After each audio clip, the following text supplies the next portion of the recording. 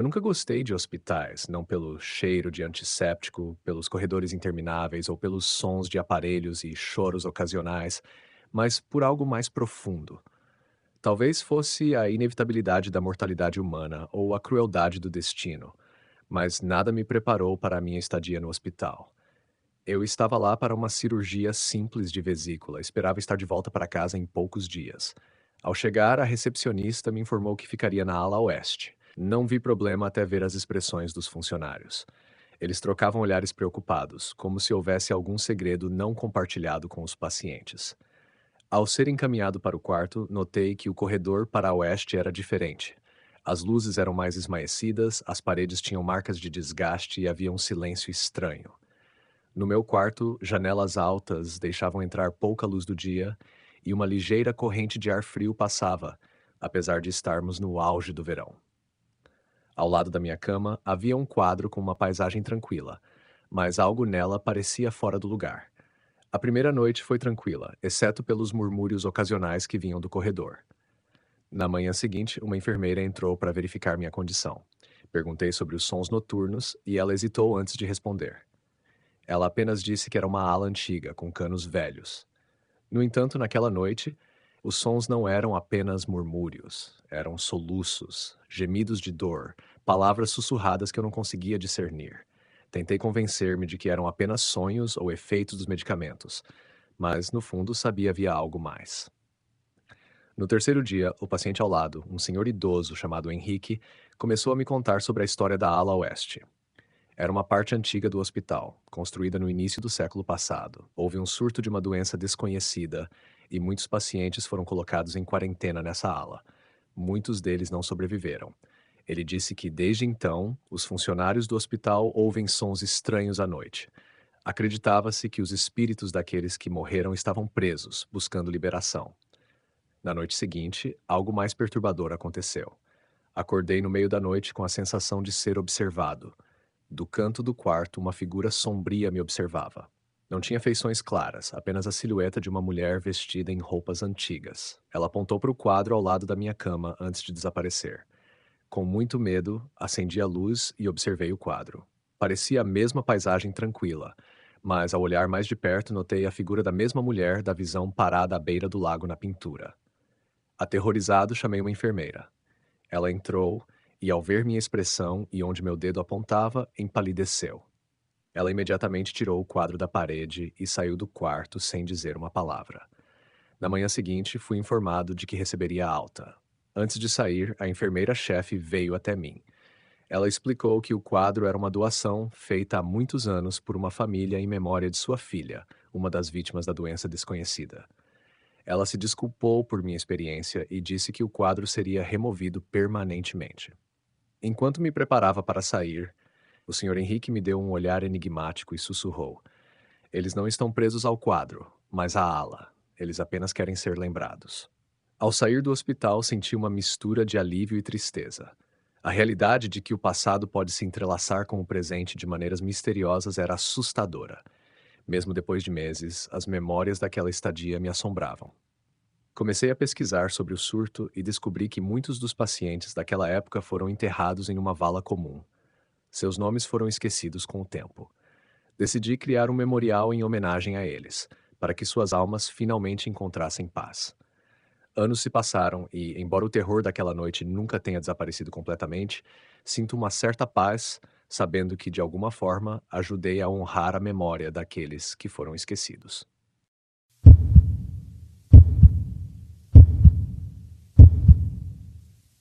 Trabalhei como enfermeira em diversos hospitais e instalações antes do hospital onde trabalho atualmente. Antes disso, eu estava em um hospital geriátrico que ficava a 30 minutos da minha casa. Já tinha experiência em lidar com pacientes mais idosos. Então isso na- não era algo novo para mim. Estava apenas algumas semanas trabalhando nesse hospital e logo entenderão o motivo de isso ter acontecido na minha penúltima noite lá.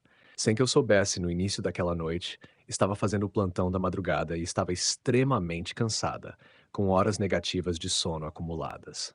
Recebi a tarefa de cuidar da ala de Alzheimer. Os pacientes dessa ala gostavam muito de mim. Uma jovem, na casa dos 20 anos, entre vários outros residentes que ficavam entregues a si mesmos, vagando em suas próprias mentes.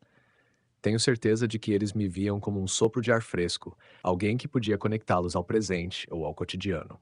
Quando se está sozinho, é fácil viajar mentalmente para outros lugares, mas com alguém ao seu lado você fica ancorado naquele momento no tempo.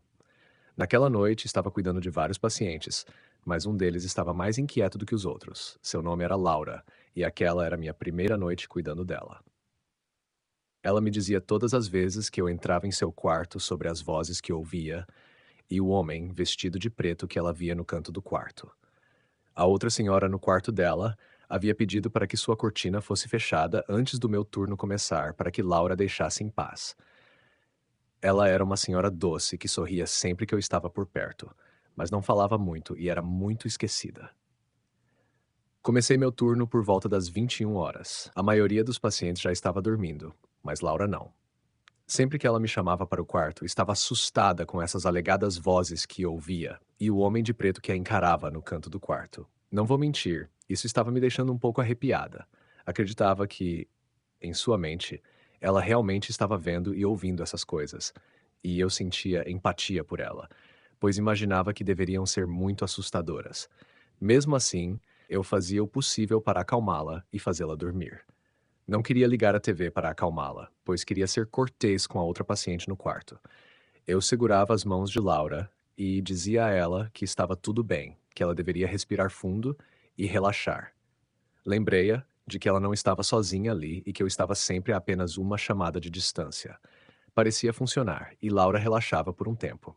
Na próxima vez que entrei no quarto, ela já estava dormindo. Quando a maioria, se não todos os pacientes, está dormindo, a noite passa muito devagar, quase como se o tempo estivesse se movendo para trás. 1 ou 2 horas depois, eu estava na sala de roupas, abastecendo meu carrinho, quando ouvi algo no quarto. O quarto era relativamente pequeno e completamente silencioso, e a porta estava fechada. Por isso foi estranho ouvir outro barulho. Virei-me, mas não vi nada, e continuei abastecendo o carrinho. Foi então que senti algo que só posso descrever como uma mão no meu ombro. Olhei para o meu ombro, pulei e gritei, mas não havia nada no meu ombro. Não havia ninguém no quarto.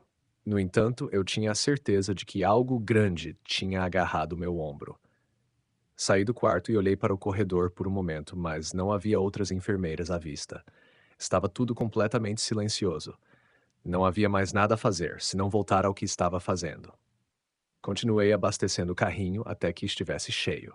Então virei-me para encarar a porta e caí no chão, gritando com o coração na garganta. Havia um homem vestido de preto parado do lado de fora da porta, olhando através do vidro e sorrindo. Meus gritos foram altos o suficiente para acordar toda a ala. O homem desapareceu de vista, passando pela janela de vidro da porta. Segundos depois, a porta se abriu e uma das minhas colegas enfermeiras entrou para me ajudar a levantar, pois eu estava histérica. Perguntei a ela se ela viu o homem vestido de preto e a resposta dela foi: Que homem? Não há mais ninguém aqui. Verificamos todos os quartos da ala e não havia ninguém vestido de preto lá. Meus gritos acordaram Laura, que estava em um sono leve. Quando entrei em seu quarto, ela começou a falar das vozes novamente, desta vez dos gritos, que ela não sabia que eram meus gritos. Perguntei a ela como era o homem de preto, se ele estava sorrindo. Ela olhou para mim e eu notei que suas sobrancelhas se franziram enquanto sua expressão mudava para a mais focada que já vi nela a noite toda. Ela perguntou: Como você sabia? Mesmo com o coração ainda acelerado, senti um calafrio quando ela disse isso. Ela começou a gritar, agora gritando de verdade. As outras enfermeiras entraram e tentaram acalmá-la. Naquela noite fui transferida para outra ala com outro colega e acabei indo para casa mais cedo, porque estava completamente assustada. No dia seguinte, mandei uma mensagem para a chefe de enfermagem dizendo que meu próximo turno seria o último. A experiência me traumatizou e eu realmente não queria estar naquele prédio novamente. Recebi uma resposta tão amigável quanto poderia esperar. Nunca fui diagnosticada com nada, nem nunca tive alucinações de qualquer tipo. Conheço os efeitos da falta de sono, mas isso foi algo fora do comum. Não sei se minha mente começou a pregar peças em mim por causa do que Laura me contava durante toda a noite, mas a sensação da mão no meu ombro, a imagem do homem sorrindo por trás da porta de vidro, coincidindo com a descrição que a paciente dava várias vezes. Foi uma daquelas experiências sobrenaturais inexplicáveis. Pelo menos, eu espero que tenha sido uma única vez na vida.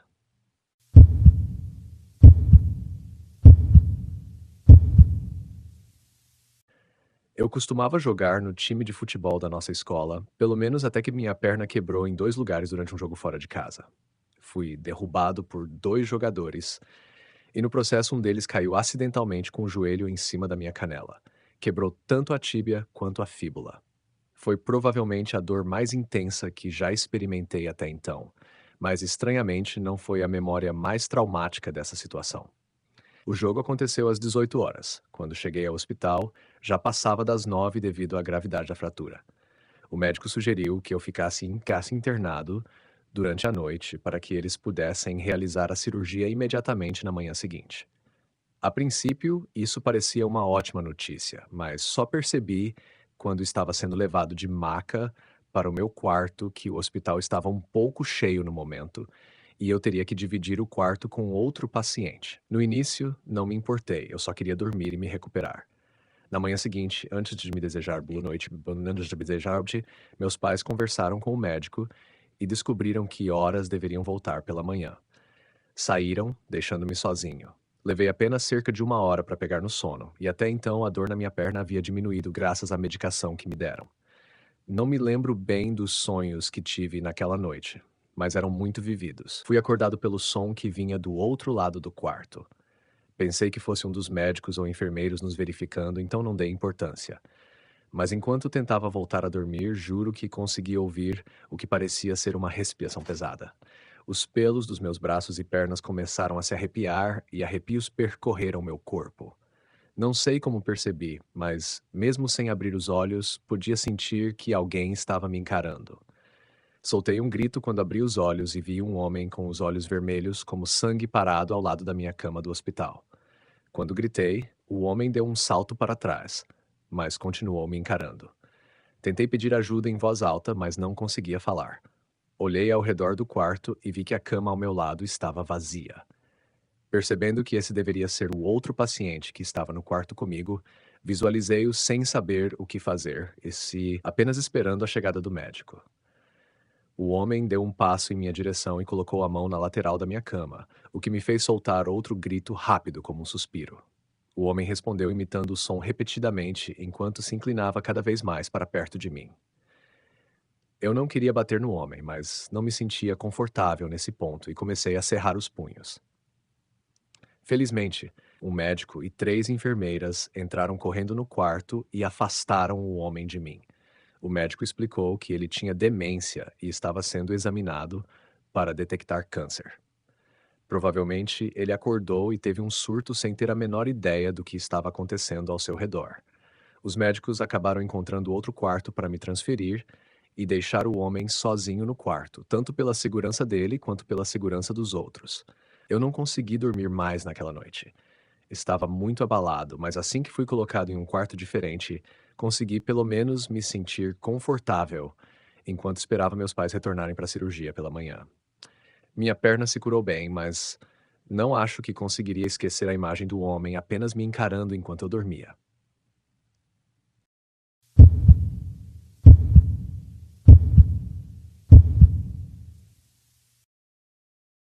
Ao longo da minha vida, já trabalhei como enfermeira em vários hospitais. Antes de entrar no hospital onde atualmente trabalho, passei por um hospital geriátrico que ficava a uma distância conveniente da minha casa. Naquela época, eu já tinha experiência no cuidado de idosos, então lidar com eles não era novidade para mim. Esta história aconteceu durante um dos meus últimos plantões nesse hospital, embora na época eu não soubesse que seria o penúltimo. Eu estava trabalhando no turno da madrugada, quase sem dormir por quase 24 horas seguidas. Fui designada para a ala dos pacientes com Alzheimer, onde os pacientes adoravam minha presença jovem, que trazia um pouco de alegria ao ambiente, muitas vezes solitário. Naquela noite, uma paciente em particular, Beatriz, estava mais agitada do que o normal. Era minha primeira vez lidando com ela, e toda vez que eu entrava em seu quarto, ela mencionava vozes que ouvia e um homem de preto que via no canto. Outra paciente no mesmo quarto pediu para fechar a cortina de sua cama para não ser incomodada por Beatriz. Esta paciente era gentil, sorria sempre que eu estava por perto, mas sua memória era bastante falha. Comecei o plantão às 9 da noite e por volta das 11 horas a maioria dos pacientes já estava dormindo, exceto Beatriz, que continuava acordada e assustada com as vozes e o homem de preto. Eu tentava acalmá-la, segurando sua mão e garantindo que ela não estava sozinha. Finalmente consegui fazê-la adormecer, e quando voltei ao quarto mais tarde, ela estava pacificamente dormindo. Com todos os pacientes dormindo, a noite parecia passar mais lentamente, quase parando no tempo. Cerca de 1 hora depois, estava na rouparia do hospital pegando lençóis quando ouvi um barulho estranho. O quarto estava silencioso e a porta estava fechada, então me virei para ver o que era. Senti algo agarrando meu ombro esquerdo, virei-me bruscamente, gritando, mas não havia ninguém lá. Fiquei aterrorizada, mas decidi ignorar e continuei meu trabalho. Terminei de pegar os lençóis e, ao me virar para sair do quarto, caí no chão em pânico. Do outro lado da porta, vi um homem de preto sorrindo para mim através do vidro. Meus gritos acordaram todos na ala. Uma enfermeira entrou e me ajudou a me levantar. Mas quando perguntei se ela tinha visto o homem de preto, ela afirmou que não havia mais ninguém na ala. Meu susto acordou Beatriz, que começou a gritar também, mencionando o homem de preto. As enfermeiras tentaram acalmá-la, e eu fui trocada para outra ala naquela noite. No dia seguinte, relatei à enfermeira-chefe que não conseguiria continuar e pedi para não voltar ao prédio do hospital. Felizmente, ela foi compreensiva. Nunca tive problemas com alucinações ou doenças mentais diagnosticadas, mas o que aconteceu naquela noite foi diferente. A sensação de algo agarrando meu ombro e ver o homem de preto batia com o que Beatriz havia descrito. É uma experiência que ainda me perturba até hoje, uma daquelas experiências únicas e paranormais que espero que tenha sido a única em minha vida.